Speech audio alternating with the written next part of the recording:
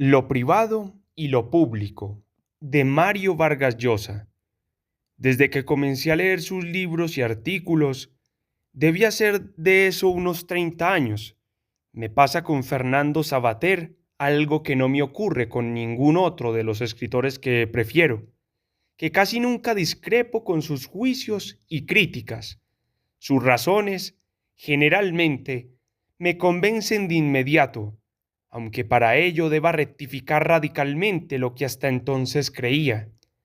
Opine de política, de literatura, de ética y hasta de caballos, sobre los que no sé nada, salvo que nunca acerté una sola apuesta las raras veces que he pisado un hipódromo. Sabater me ha parecido siempre un modelo de intelectual comprometido,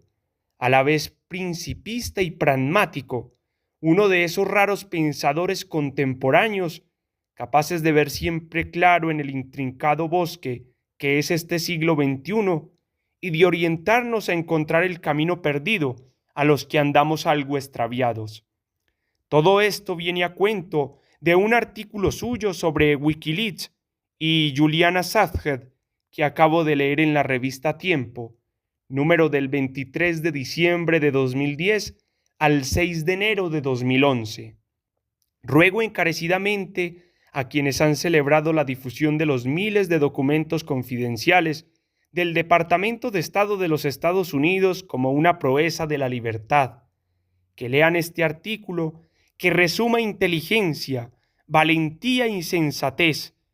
Si no los hace cambiar de opinión, es seguro que por lo menos los llevará a reflexionar y preguntarse si su entusiasmo no era algo precipitado. Savater comprueba que en esa vasta colección de materiales filtrados no hay prácticamente revelaciones importantes, que las informaciones y opiniones confidenciales que han salido a la luz eran ya sabidas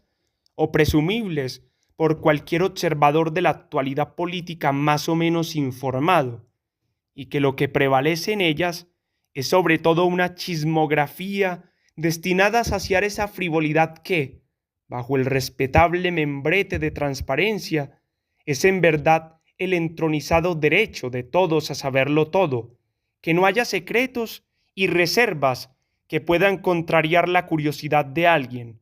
caiga quien caiga y perdamos en el camino lo que perdamos. Ese supuesto derecho es, añade, parte de la actual invisibilización social.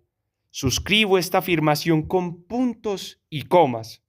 La revolución audiovisual de nuestro tiempo ha violentado las barreras que la censura oponía a la libre información y a la disidencia crítica, y gracias a ello los regímenes autoritarios tienen muchas menos posibilidades que en el pasado de mantener a sus pueblos en la ignorancia y de manipular a la opinión pública.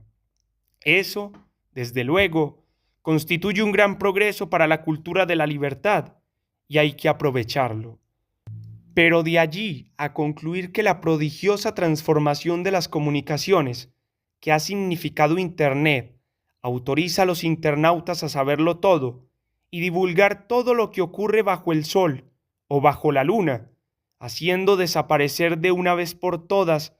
la demarcación entre lo público y lo privado, hay un abismo que, si lo abolimos, podría significar no una hazaña libertaria, sino pura y simplemente un liberticidio que, además de socavar los cimientos de la democracia,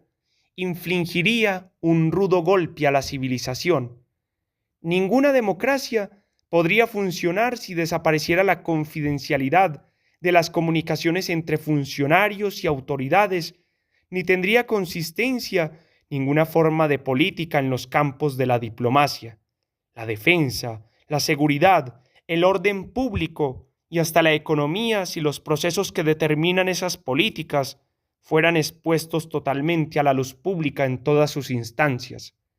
El resultado de semejante exhibicionismo informativo sería la parálisis de las instituciones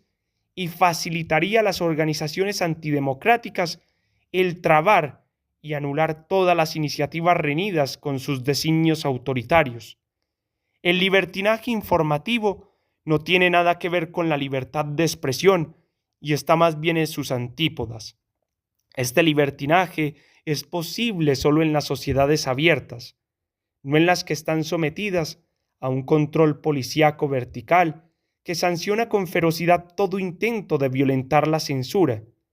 No es casual que los 250.000 documentos confidenciales que Wikileaks ha obtenido procedan de infidentes de los Estados Unidos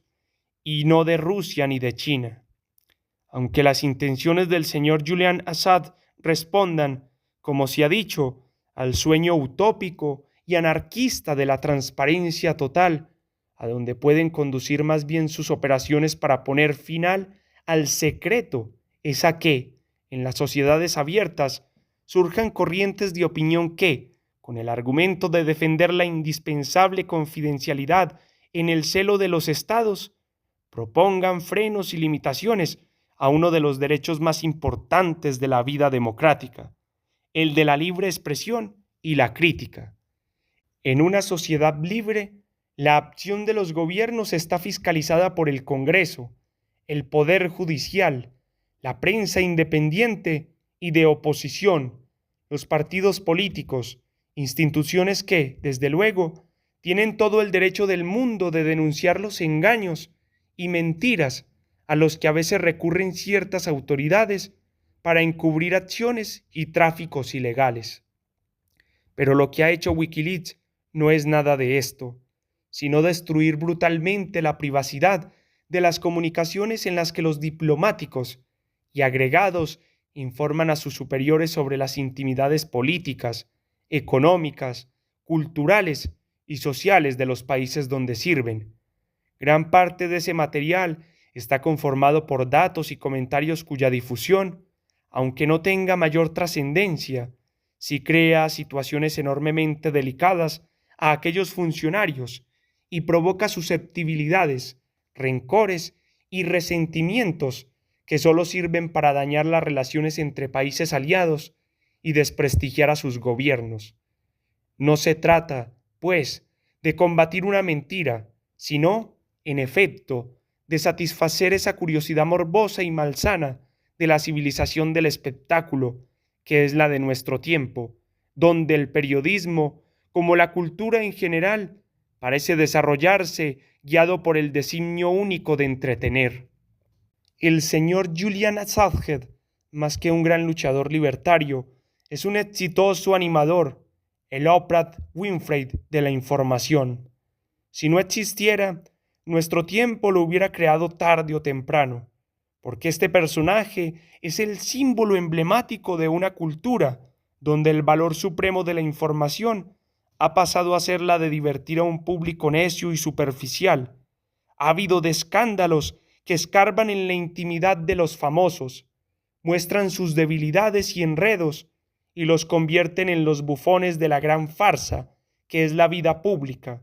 aunque, tal vez, hablar de vida pública se halla inexacto, pues, para que ella exista, debería existir también su contrapartida, la vida privada, algo que prácticamente ha ido desapareciendo hasta quedar convertido en un concepto vacío y fuera de uso. ¿Qué es lo privado en nuestros días? Una de las involuntarias consecuencias de la revolución informática es haber volatilizado las fronteras que lo separaban de lo público y haber confundido a ambos en un happening en el que todos somos a la vez espectadores y actores, en el que recíprocamente nos lucimos exhibiendo nuestra vida privada y nos divertimos observando la ajena en un script generalizado en el que nada ha quedado ya salvo de la morbosa curiosidad de un público depravado por la necedad. La desaparición de lo privado, el que nadie respete la intimidad ajena, el que ella se haya convertido en una parodia que excita el interés general y haya una industria informativa que alimente sin tregua y sin límites ese voyerismo universal, es una manifestación de barbarie.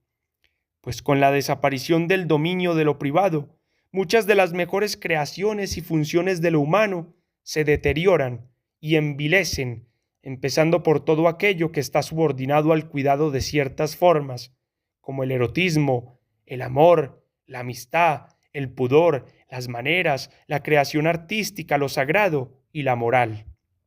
Que los gobiernos elegidos en comicios legítimos puedan ser derribados por revoluciones que quieren traer el paraíso a la tierra, aunque a menudo traigan más bien el infierno. ¿Qué remedio? O que lleguen a surgir conflictos y hasta guerras sanguinarias entre países que defienden religiones, ideologías o ambiciones incompatibles. ¡Qué desgracia! Pero que semejantes tragedias puedan llegar a ocurrir porque nuestros privilegiados contemporáneos se aburren y necesitan diversiones fuertes, y un internauta saorit como Julian Assange les da lo que piden. No, no es posible ni aceptable. El País, Madrid, 16 de enero de 2011.